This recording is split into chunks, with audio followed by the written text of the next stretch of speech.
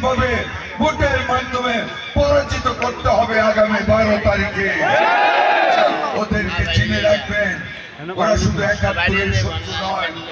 1947 সালে যখন বাংলাদেশের দলিত হিন্দু এবং মুসলমানদের জন্য কায়েদ আজম মোহাম্মদ আলী জিন্নাহর নেতৃত্বে শেরেবাংলাকে ফজলুল হক, হুসেন শরীফ সোহরাওয়ার্দী, বগুড়ার আহমদ আলী, মোহাম্মদ আলী, তারা যখন ব্রিটিশদের সাথে ভারতীয় নেতৃবৃন্দের সাথে গোল টেবিল বৈঠকে বসেছিল, আন্দোলন করতেছিল, এই রাজাকারীরা, এই জামাত ইসলাম বিহারি মৌলানা মওদুদীর নেতৃত্বে পাকিস্তানেরও বিরোধিতা করেছিল।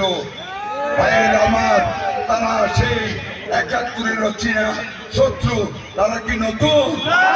তারা নতুন না, তাদেরকে আমরা চিনেছি ৭৭ বছর আগে দেশের মা মাটির শত্রু হিসাবে, চিনেছি ৫৫ বছর আগে বাংলাদেশের স্বাধীনতার শত্রু হিসাবে। আজকে যদি এই দেশটা ৭১ সনে আমরা স্বাধীন না করতাম, আজকে প্রধান বিচারপতিকে বাঙালি সন্তান হতো? প্রধান বিচারপতি হইতো? সেনাবাহিনীর প্রধান সেনাপতি হইতে পারত? পুলিশের প্রধান হইতে পারত? এতগুলি রাষ্ট্রদূত, এতগুলি সচিব, এতগুলি লয়ার বাংলাদেশে হইতে পারত না। সমস্ত কিছু স্বাধীনতার ফসল, মুক্তিযুদ্ধের ফসল। প্রিয় ভাই বোনেরা, আজকে ওরা এসে নতুন সাজে, ওরা নতুন বলে, ওরা আমাদের দেশে সন্ত্রাসী কর্মকাণ্ডের সৃষ্টি করতে চায়।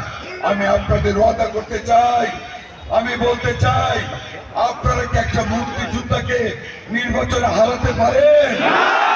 আপনারা কি হারাবেন? তাহলে আমি সাখাওয়াত হোসেন বকুল, ৭১-এর রণাঙ্গনের একজন মুক্তিযোদ্ধা, আপনাদের কাছে আমার হাতটি বাড়িয়ে মুক্তিযুদ্ধের চেতনার পক্ষে দানের শীষে আপনাদের ভোট চাই। দেবেন আপনারা?